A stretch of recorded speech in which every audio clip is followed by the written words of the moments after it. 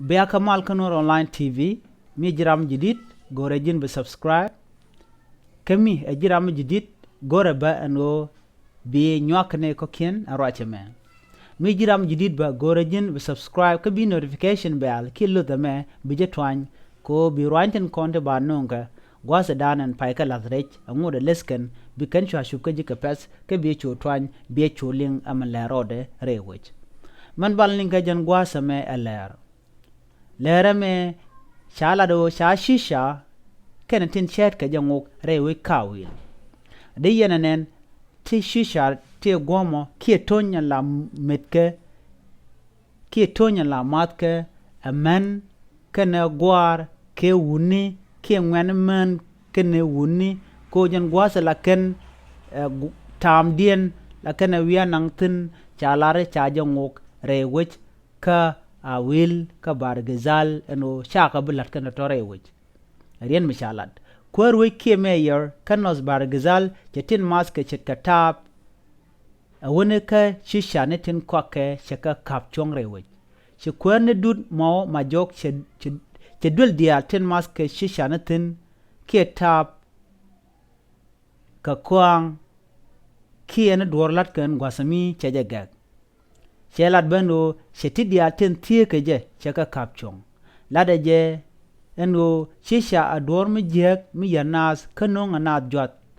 gwele tony ki gwele tonya shisha moja nat ke jot moja rara dien jwe ko mi rara dien che tony che jemet ka dong che jegwel karam te ke jwe bu jim be jien bo karam momo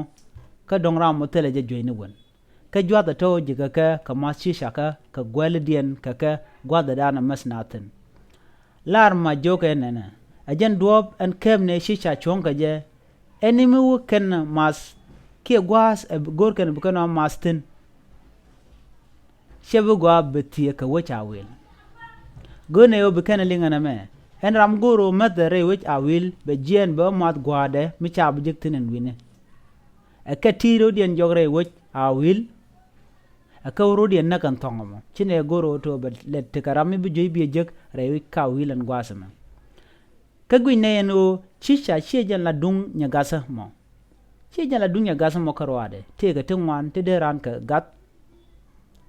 shikwer bolis ni mentere a wil ni major general philip madu jalat bongo cha shisha ngok rewich ramu jamas kie wakep ke shisha bongotin cha yen penjek ne tengwan niken mas ke shisha kariudien ke wani kanastin mas ke shisha ke tobacco tinte kelil yerka rongnat kana poignat ka choinat to gore je de ka kapchong ka kendin kono nungo korba rewich kana dialati ba kapchong ko yerkan ngane kan woda ba akel medin mederan der te ka jey luaj ba tin